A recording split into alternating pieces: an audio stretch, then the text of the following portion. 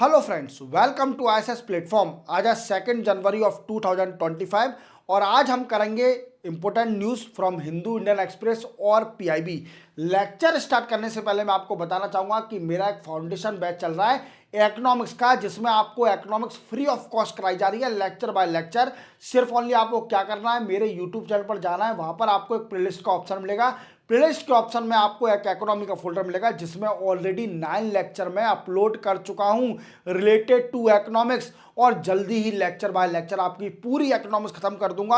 आपका एक भी क्वेश्चन स्किप नहीं होगा। क्लियर, चलते हैं वीडियो स्टार्ट करते हैं। देखो, जैसे आप जानते हो, मैं पहले आपको क्लियर करता हूं पढ़ाने वाला क्या हूं। सबसे पहले centre decision on farm sector. देखो 2025 की सबसे पहली यूनियन कैबिनेट की मीटिंग हुई, और आप जानते हो यूनियन कैबिनेट की मीटिंग हमेशा हेड कौन करता है? हमारे प्राइम मिनिस्टर जो है अभी नरेंद्र मोदी जी हैं, वो हेड कर रहे हैं। और कई सारे डिसीजन लिए गए इस यूनियन कैबिनेट में related to extend the Pradhan Mantri Fasal Bima Yojana और सब्सिडीज देना, to extend the subsidies on di ammonium phosphate. याद रखना, डीएपी, आपको जरूर याद रखना है, ये इतना इंपॉर्टेंट है। आप 1-2 महीने से इसको बड़ा सुन रहे होंगे और इंडिया में इसकी शॉर्टेज हो गई थी, तो गवर्नमेंट ने कितना एक्सटेंड कर दिया सब्सिडीज पर टन ये डीएपी पर। इवन आपको इसके बारे में ये भी बताऊंगा कि विंड स्कीम क्या है, और नया जो फंड बना है फिएट फंड, ये भी आपको क्लियर करूंगा।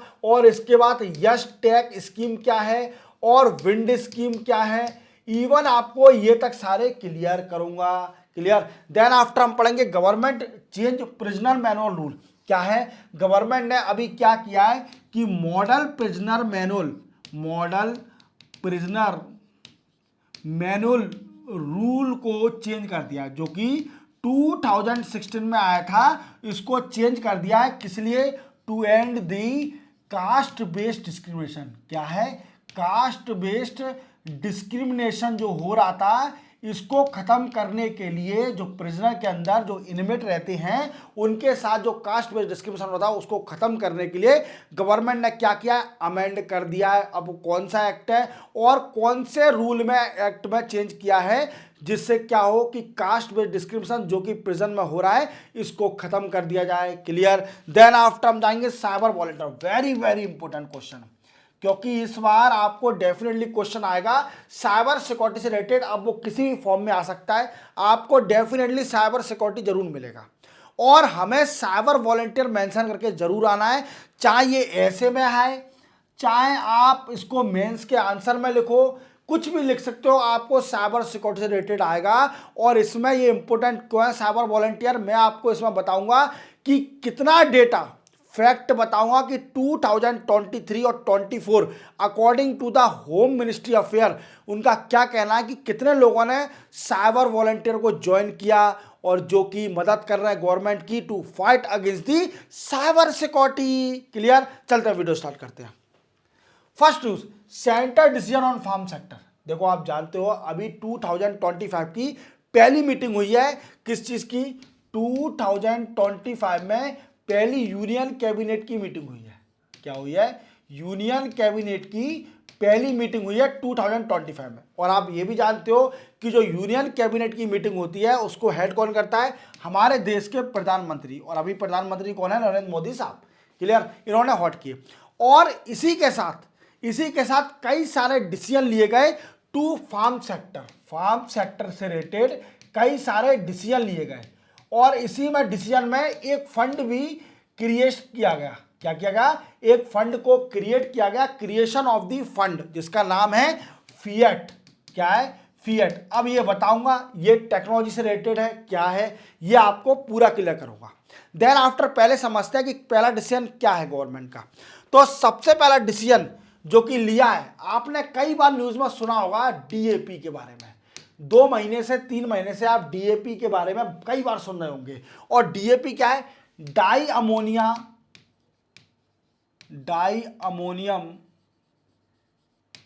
फॉस्फेट। क्या है? डाई अमोनियम फॉस्फेट के बारे में आपने कई बार सुना होगा। It is a fertiliser. क्या है? It is a fertiliser.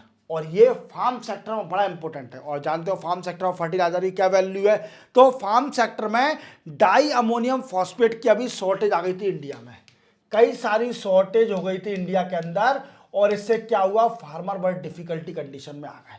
अब गवर्नमेंट ने डिसीजन लिया है, देन आफ्टर अगेन एक्सटेंड दी 3,500 रुपीज सब्सिडीज पर टन ऑन डीएपी। क्या है, पहला डिसीजन क्या लिया है गवर्नमेंट ने, कि गवर्नमेंट ने एक टन डीएपी पर गवर्नमेंट 3500 रुपये सब्सिडीज देने जा रही है, किसको, फार्मरों को। क्या है, पहला डिसीजन क्या लिया है कि गवर्नमेंट ने डिसाइड किया कि फार्मर को पर टन डीएपी पर 3500 रुपीज की सब्सिडीज दी जाएगी। अब इसकी डिफिकल्टी क्या हो रही है, जो प्रोड्यूसर हैं डीएपी के, उनको क्या प्रॉब्लम आ रही है? देखो आप देखिए, जो डीएपी के जो प्रोड्यूसर हैं उनको बड़ी डिफिकल्टी आ रही है डिसीजन से। क्या डिफिकल्टी आ रही है? क्योंकि ये लोग बाग है ना, इनको बड़ा महंगा पड़ रहा है। ये इंपोर्ट करते हैं डीएपी का। जैसे मानिए कोई कंपनी इंपोर्ट कर रही है डीएपी और उसको प्रॉपर प्राइस नहीं मिलेगी, तो वो इंपोर्ट क्यों करेगी? समझ रहे हो मेरी बात को? जब गवर्नमेंट ही प्रॉपर सब्सिडी नहीं दे रही जो कंपनियां हैं उनको, तो वो इंपोर्ट क्यों करेगी? और इवन एक और रीजन है इसका, कि जो रुपी का डिप्रिसिएशन होते जा रहा है। क्या है, रुपी का डिप्रिसिएशन हो रहा है अगेंस्ट डॉलर। तो इससे क्या हो रहा है कि डीएपी महंगा होते जा रहा है। क्या होते जा रहा है, डीएपी महंगा होते जा रहा है, और हमें ज्यादा पे करना पड़ रहा है, क्या, डॉलर को। समझे मेरी बात को? समझे कि नहीं समझे? तो सबसे पहला क्या डिसीजन लिया है कि 3,500 रुपीज एक्सटेंड कर दिया है ऑन डीएपी पर टन। समझे मेरी बात को? सब्सिडीज देगी गवर्नमेंट, ये पहला डिसीजन लिया है। दूसरा डिसीजन यूनियन कैबिनेट में, ये सारे डिसीजन फार्म सेक्टर के डिसीजन है, याद रखना। ये सारे डिसीजन जो बता रहा हूं यूनियन कैबिनेट के, ये जो पहली मीटिंग में फार्म सेक्टर से रिलेटेड है। क्योंकि गवर्नमेंट ने क्या है, गवर्नमेंट का एक ही मोटिव है कि double the income of farmer और प्रोडक्टिविटी को एनहांस करना। अब वो डबल इनकम रियल इनकम है कि नॉमिनल इनकम है, वो आपको समझना है, क्योंकि ये नॉमिनल इनकम ही है, रियल इनकम नहीं है। ये कई सारे आर्टिकल भी आए थे न्यूज़पेपर में कि बताइए जो डबल इनकम हो कर रही है गवर्नमेंट, क्या वो रियल है? नहीं, रियल नहीं है। और अगर आपको रियल और नॉमिनल में डिफरेंस जानना है तो मेरे इकोनॉमिक्स के लेक्चर देख लीजिए, आपको इतना बेनिफिट मिल जाएगा कि आपकी इकोनॉमिक्स, जो लोग बाग कहते हैं कि इकोनॉमिक्स बड़ा डिफिकल्ट सब्जेक्ट है, हर किसी समझ में नहीं आता, बट मेरा पढ़ाने का तरीका ऐसा है आपको कि आपको इकोनॉमिक्स का एक एक वर्ड समझ में आ जाएगा। That's my guarantee to you. Clear? देखो क्या है कि दूसरा डिसीजन क्या लिया गया, सेकंड डिसीजन, जो प्रधानमंत्री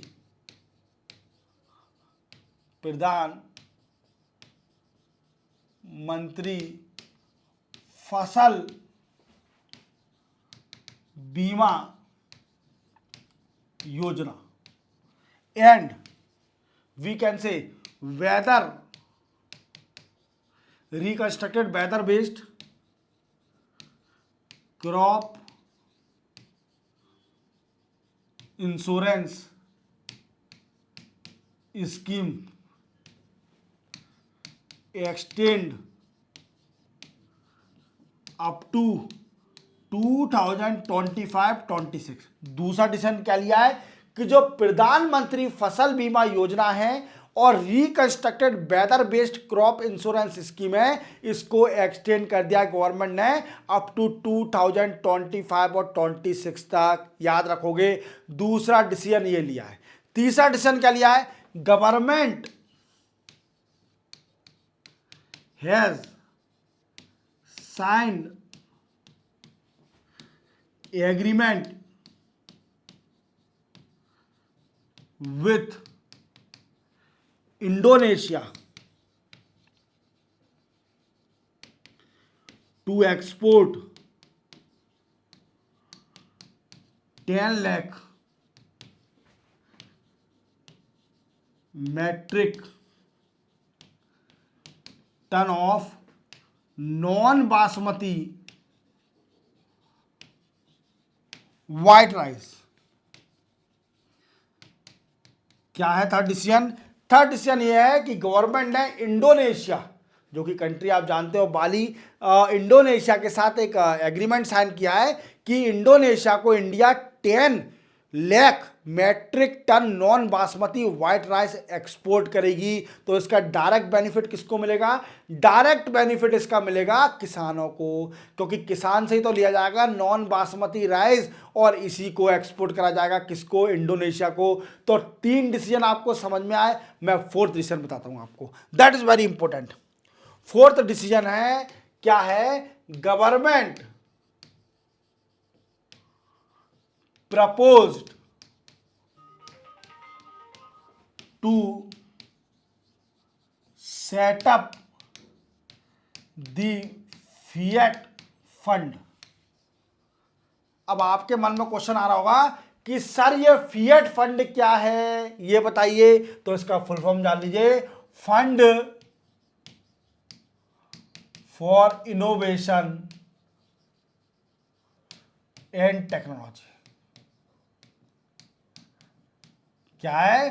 fund for innovation and technology, इसका ये फुल फॉर्म है। याद रखोगे, याद रखोगे। अब क्वेश्चन बनता है कि सर ये बताइए इस फंड का यूज कहां करा जाएगा? इस फंड का यूज कहां करा जाएगा ये तो क्लियर करिए।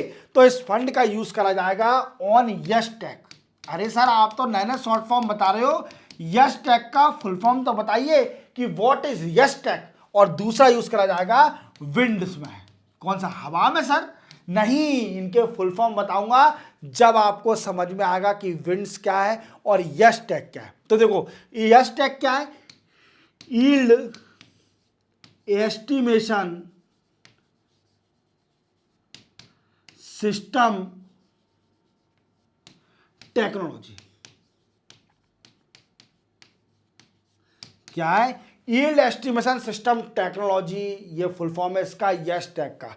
अब ये है क्या सर जी? यस टेक तो बताइए। तो इसमें क्या है कि टेक्नोलॉजी का यूज करके यील्ड का एस्टिमेशन करना, जो फार्म सेक्टर में जितना उग रहा है उसका एस्टिमेशन करना। किसका? जो फार्म सेक्टर उसका एस्टिमेट करना। क्लियर? ये यस टेक का मेन मोटिव है। अब कितना परसेंटेज वेटेज दिया है टेक्नोलॉजी को, कि टेक्नोलॉजी का कितना परसेंटेज यूज करके एस्टिमेशन लगाया जाएगा कि क्या उगाया जा रहा है इसका एस्टिमेशन। तो उसका वेटेज दिया है only 30%।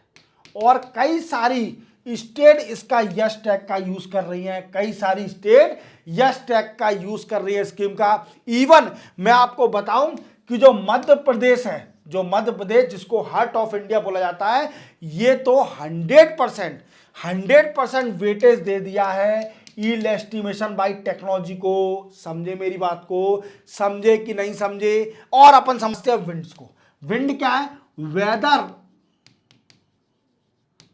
Information network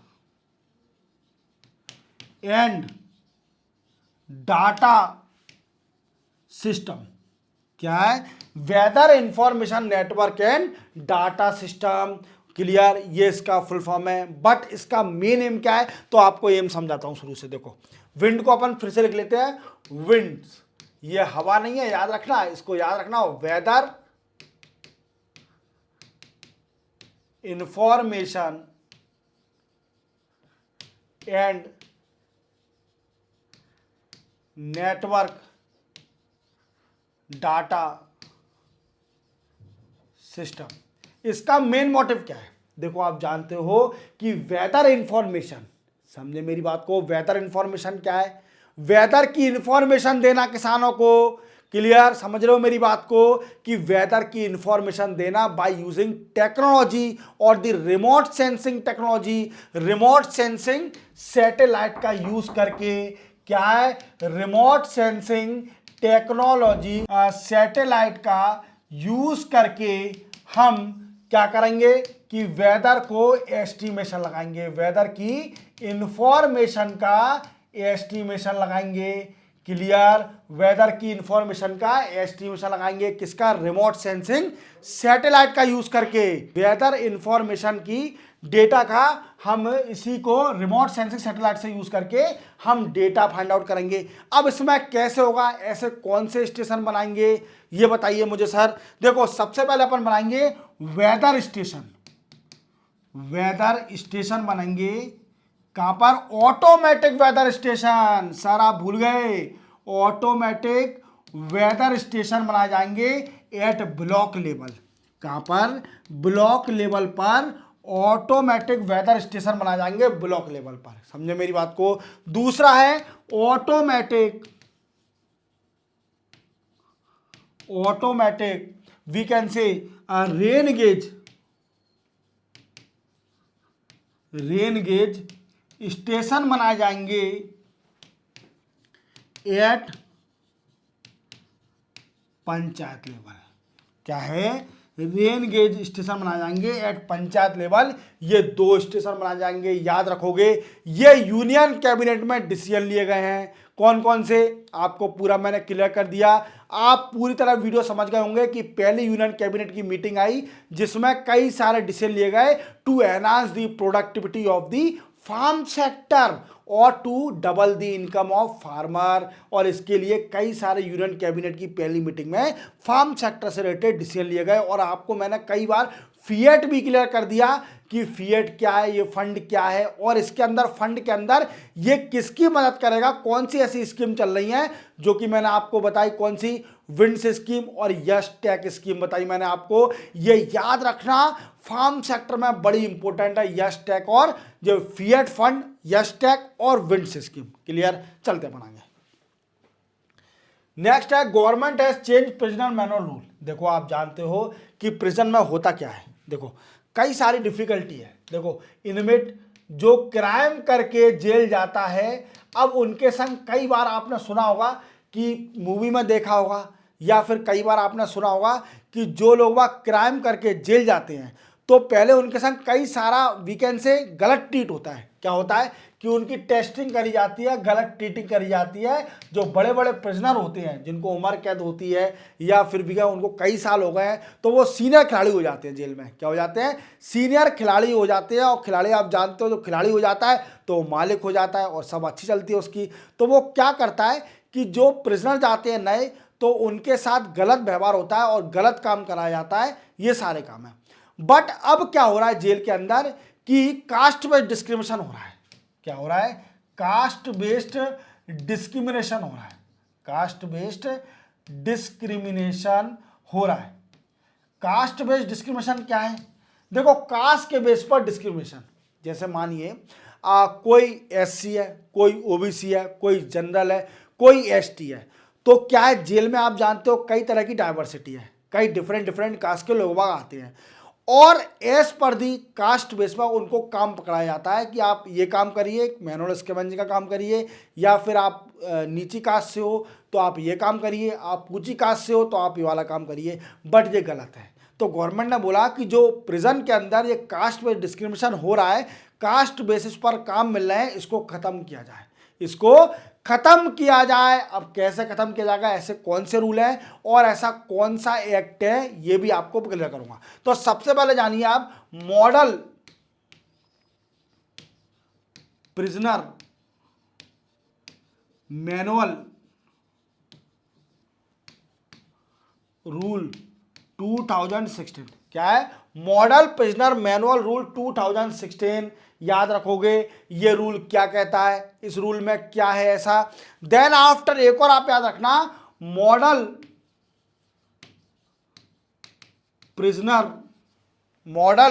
prisoner and correction services act 2023। ये दो चीज को याद रखना। ये प्रिजनर के लिए एक रूल है और एक एक्ट है। अब गवर्नमेंट ने क्या किया है, इसी दोनों में चेंजेस किया है। क्या चेंजेस किया है? चेंजेस करने के साथ क्या होगा कि जो कास्ट बेस्ड डिस्क्रिमिनेशन हो रहा है, कास्ट बेस्ड डिस्क्रिमिनेशन जो हो रहा है इसको खत्म किया जाएगा। क्या किया जाएगा? कास्ट बेस्ड डिस्क्रिमिनेशन जो हो रहा है इन दोनों रूलों का यूज करके इसको खत्म किया जाएगा।